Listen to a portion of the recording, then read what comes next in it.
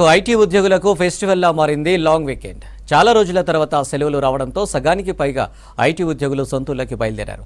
మరికొంతమంది friends కొలీగ్స్తో tourist ప్లేస్లకు వెళ్తున్నారు. దీంతో ఐటీ కారిడార్తో పాటు సాఫ్ట్వేర్ ఎంప్లాయీస్ ఎక్కువగా నివాసం ఉండే మణికొండ, కేపీహెచ్పీ, మాదాపూర్, కొండాపూర్ లాంటి ప్రాంతాల్లో రహదారులు ఖాళీగా దర్శనమిస్తున్నాయి.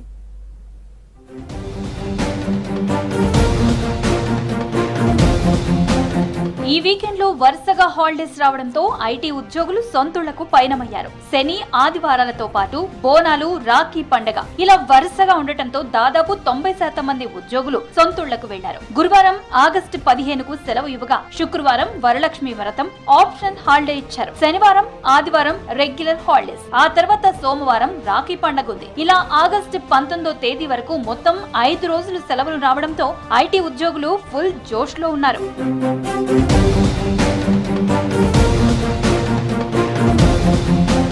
దీంతో ఐటీ సంస్థల్లో పనిచేసే చాలా మంది ఉద్యోగులు పల్లెబాట పట్టారు. గ్రామాల్లో బోనాల పండుగ చేయటం, సోమవారం రక్షాబంధన్ కావటంతో సొంతూళ్లకు వెళ్తున్నారు ఐటీ ఎంప్లాయీస్. ఇక మరికొంతమంది ఫ్రెండ్స్, కొలీగ్స్ తో గోవా, ఊటీ, జమ్మూ కాశ్మీర్ లాంటి టూరిస్ట్ ప్లేస్లతో పాటు సింగపూర్, బాలి వంటి దేశాలకు వెళ్తున్నారు ఐటీ ఉద్యోగులు. నేను టెక్ మహీంద్రాలో వర్క్ చేస్తాను.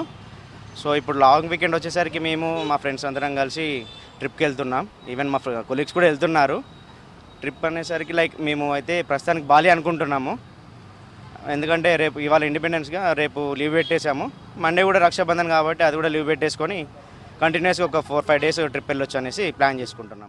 విజయవాడ, విశాఖపట్నం, రాజమండ్రి, తిరుపతి రూట్లలో హైదరాబాద్ నుంచి డిమాండ్ అధికంగా ఉందంటున్నారు ట్రావెల్ ఏజెన్సీలు. బెంగళూరు, పూణేలకు కూడా వెళ్లే వారి సంఖ్య కూడా ఎక్కువగానే ఉందన్నారు. ఇక ప్రయాణికుల సంఖ్య అధికంగా ఉండటంతో కొన్ని ట్రావెల్ సంస్థలు రేట్లను పెంచేశాయి. టూరిస్టులు ఇష్టపడే గోవాకు 40% పైగా, కాశ్మీర్ లాంటి హిల్ స్టేషన్స్ కి 80% వరకు విమాన ఛార్జీలు పెరిగినట్లు చెప్తున్నారు ఐటీ ఉద్యోగులు. నేను విప్రోలో సాఫ్ట్వేర్ ఇంజనీర్గా పనిచేస్తున్నాను.